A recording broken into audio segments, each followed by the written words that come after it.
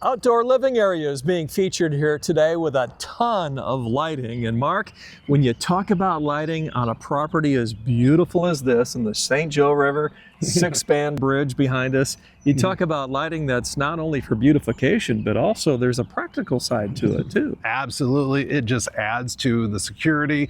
You know, this whole place, you come back at night, it just glows. And that would scare any bad guy away, but equally as important, it just allows the homeowner to enjoy the landscape in the evening as well. Hey, a little side note here. You got to share that story, a quick one about the birch.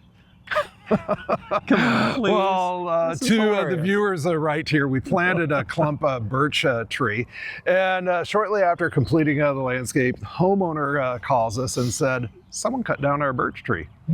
We came out here, and it wasn't a good clean cut. It was like a gnawed cut. First time a beaver has ever cut down a newly planted tree that I can remember in 42 years. Yeah, absolutely. Wow. Wow. Leave it to beaver. There you go. Yep. Hey, you've done a great job here. I love this look. Well, thank you. We've got an oversized patio here. Love the flow and the curves here. Just how we morph from the seawall up here to the steps and the landscape bed. Homeowner wanted easy access as well as safe access to the river here, and so we've used our outcropping stone steps here. We had to incorporate some retention into it because of the change of the grade, and then also we've got lots of room here for chase lounges and tables and chairs. And of course, when you live on any body of water, everyone wants to get as close to the water as possible. Sure, like us. I mean, one more step and we're in the drink. That's right. Hey, the challenges, you've already touched on it, but the change of the grade, that was huge for you guys. It was, and that was one of the first things we had to do was come in here and excavate and set the grades and determine how we're going to retain this hillside. I love the choice of ground cover here. Well, thank you. This is a gray slate stone here. If you stand back and look at the brick ranch house, they have a dark gray, almost black asphalt roof. Sure. We've got the same color trim around the windows. We like to color coordinate everything, and equally important, it needed to be low maintenance. And so we've got our woven weed barrier underneath the base of this, and then about 2 inches of the gray slate here. And just love how we have a nice contrast of color from the ground cover to the plants. Yeah, talk a little bit more about those plants, can you? Okay, so the focal point here, we've got one of our purple beech trees here, very slow growing stately tree, maintains those deep burgundy colored leaves spring, summer, and fall. Yeah. Surrounded by our pink drift roses, which is a ground cover rose. They're going to continue to bloom nonstop all 3 seasons as well. And then for some fall and winter interest, up at the top, kind of at the point there, you see our globe blue spruce patio tree. Nice. Now over here, I wanted to point out the clump river birch that you had mentioned earlier that beavers cut down for us. So fortunately, this replacement tree, the beavers have left it alone, but that gives us a nice focal point. Also gives us a little buffer from the neighbors here. And this is an unusual birch tree. It's our purple rain birch tree. And the unique thing about that is those purple, almost burgundy colored leaves. They continue spring, summer, and fall. And a nice clump branch structure there. I love it. I love it. I like what you've done here with the beds too. Well, it's our low maintenance edging. It is our paving brick edge here. And what you don't see is there's actually a base and a frame that goes in there just to keep those all perfectly lined up. And that's something that's kind of hidden, but very functional and practical. And for some fall and winter interest, we've got our dwarf evergreens. These are Japanese yews here. And then of course, more of our pink no maintenance roses. Really peaceful back here, isn't it? It is. Yeah. Now, if you look at the base of the birch tree, you're going to see a spotlight there, and that's highlighting that during the evening.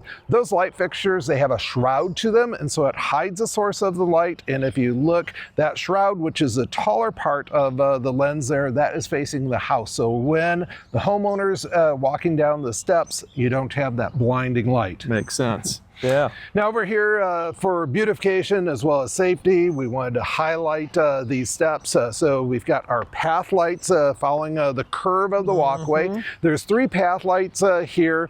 Our beech tree has a spotlight shining up into the base of that. And you know, I don't know about you, but if there's ever a choice between escalators and steps, I always take the steps. Absolutely. I would too. You know, escalators, they're always up to something. Yes, they are. You can never trust them. Yeah, on so many different levels. Oh, that's so bad. It's good. Well, thank you. Oh, I love this walkway. So we transitioned from those stone steps to the brick work here. I love the contrast of the patterns here. We have framed both sides of the brick sidewalk with different brick pattern, and we call that a soldier course. And it's just, I call it eye candy. Okay, I like And it. so the edging, the bricks that we're using for the edging, we're also using that to frame the sidewalk here. We've got an oak tree here that has to be reaching a couple hundred years old. And so we've gone from one light condition to another. Full sun out there by the river to some pretty shaded areas. And these are our shade-loving hydrangeas. Craig, these are our endless summer hydrangeas. They continue to bloom all throughout the summertime with a combination of both pink and blue colored flowers and pretty much every shade of color in between pink and blue. I'm a little curious, Mark. That oak tree, 200 years old. Yes. Do you think it benefits from being that close to the river? Does it pull some of that in the root system? Oh my goodness. So there's a direct correlation between the root system and the branch structure. You look up into that mighty oak tree, that's a representation of what the root system is. Wow, So looks very healthy up there. it is very healthy, and I predict it's going to live at least another couple hundred years. Wow, amazing. Hey, easy to mow around here too. Absolutely, and that actually benefits our crew because we do the maintenance out here. So up here around the patio, we blended our new brick sidewalk with an existing concrete walkway and the client's patio back here. We've got our little dwarf red Japanese lace leaf maple here. This is a Tomukiyama Japanese maple. The nice thing about this, Craig, is that you can be inside the house or sitting on that patio furniture there, and this is not obstructing the view of the river. You're simply looking over the top of that. A lot of planning goes into this. There is a lot of planning that goes into this. No doubt. Down around the base, some little dwarf ornamental grasses. These are gold variegated larapis. Later on in the summertime, the spikes of blue flowers. The reason we selected those is those gold and green variegated leaves play off nicely with the red color of the Japanese maple.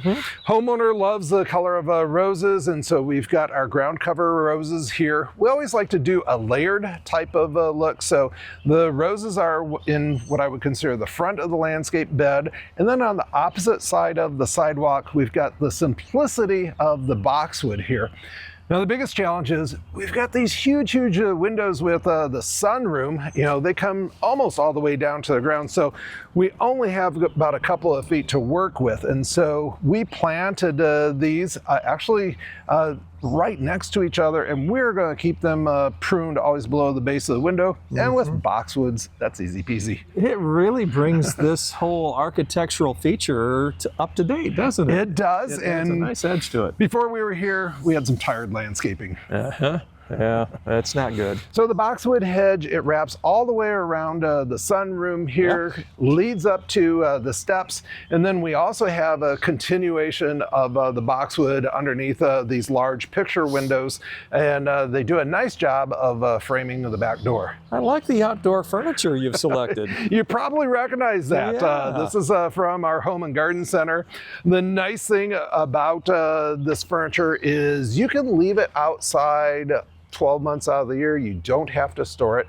When we have those heavy winds, it's not going to blow away. Sturdy. So there is absolutely no maintenance in it. Fantastic. What else here, Mark? Well, Craig, over here we've got some pops of color. We've got our shade-loving azaleas, which bloomed earlier this year with beautiful pink flowers. You're going to see more landscape lighting. It goes all the way around not only the back of the house, but the front of the house as well. We're utilizing our contemporary temporary path lights, and just like our specimen globe blue spruce patio tree here, it has a spotlight shining up in that, and this place just glows at night. Now, it's real easy, isn't it, for you and your crew to do this at the home of anyone watching right now. It doesn't have to be at this level, but it can be really at any level. That's right. If you'd like to find out more about Linton's landscaping, go to lintons.com.